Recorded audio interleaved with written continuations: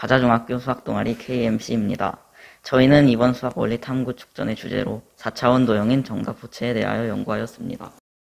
4차원 도형은 어떻게 생겼는지에 대한 호기심으로 시작하였습니다.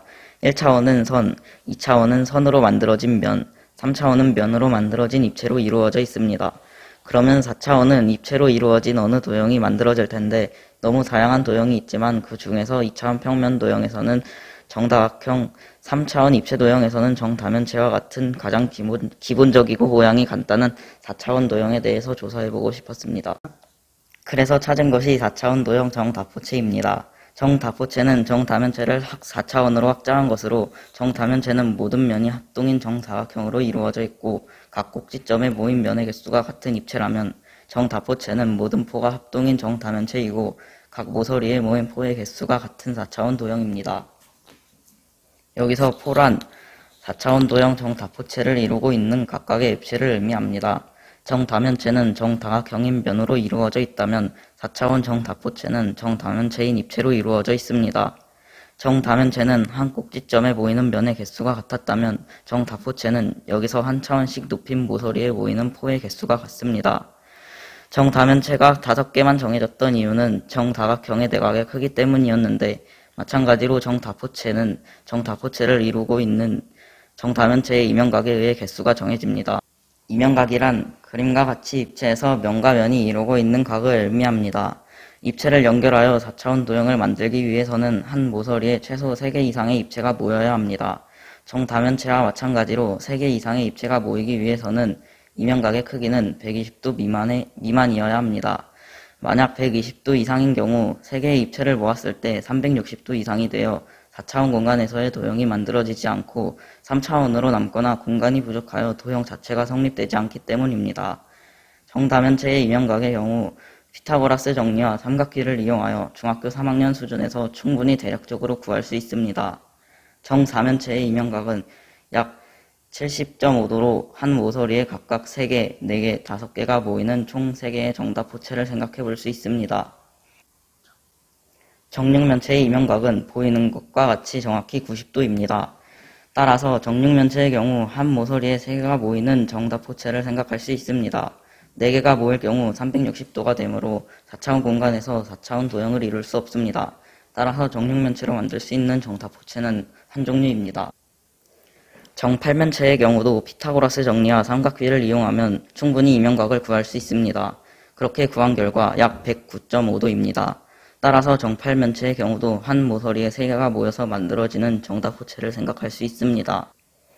정12면체부터는 인터넷 검색을 통해서 이면각을 찾아보았습니다. 정12면체는 대략 116.6도로 120도 미만이었습니다. 따라서 한 모서리에 3개 모인 정다포체를 만들 수 있습니다. 정20면체의 경우 약 138.2도로 120도 이상입니다. 따라서 정20면체는 정다포체를 만들 수 없는 정다각형임을 알 수 있습니다. 모든 정다면체를 이용하여 정다포체를 만들 수 있지는 않았습니다. 따라서 정다포체는 총 6종류가 존재함을 알 수 있습니다. 그렇게 만들어지는 정다포체를 보시면 정사면체로는 정5포체, 정16포체, 정600포체를 만들 수 있습니다. 지금 표시된 그림은 정다포체의 전개도로 전개도가 3차원인 것을 알 수 있습니다. 정육면체로 만들어지는 정다포체는 정8포체입니다. 정8면체로 만들어지는 정다포체는 정24포체입니다. 정12면체로 만들어지는 정다포체는 정120포체입니다. 이제 정다포체의 개수를 알았으니 그 형태를 알아야 합니다.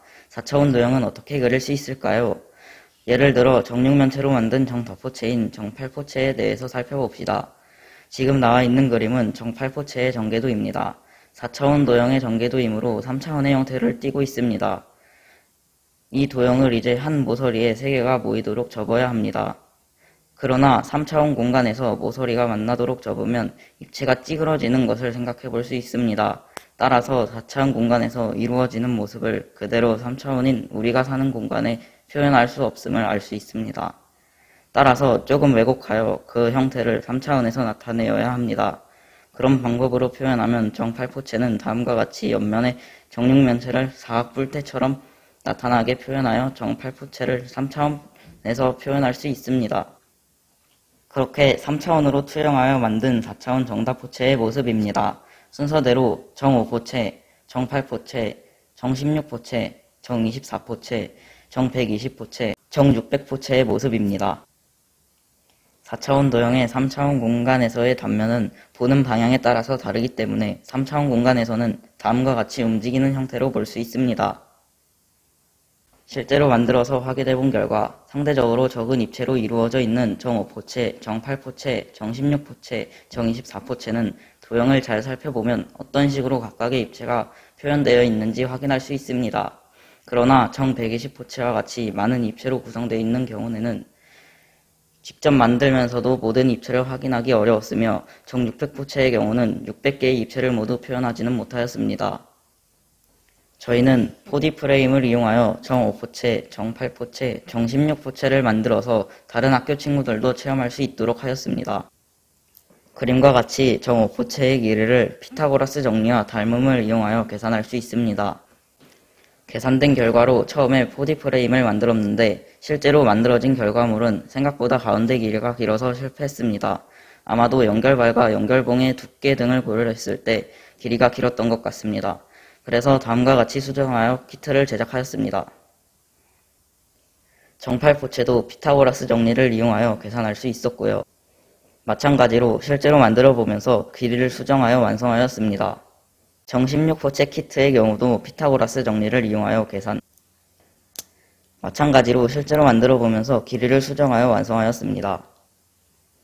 키트를 만들면서 주목해야 할 것은 첫째로 이 도형은 어떤 입체로 구성되어 있는지, 둘째로는 한 모서리에 몇 개의 입체가 붙어 있는지, 셋째로 5개, 8개, 16개의 입체는 어떤 형태로 표현되어 구성되어 있는지입니다.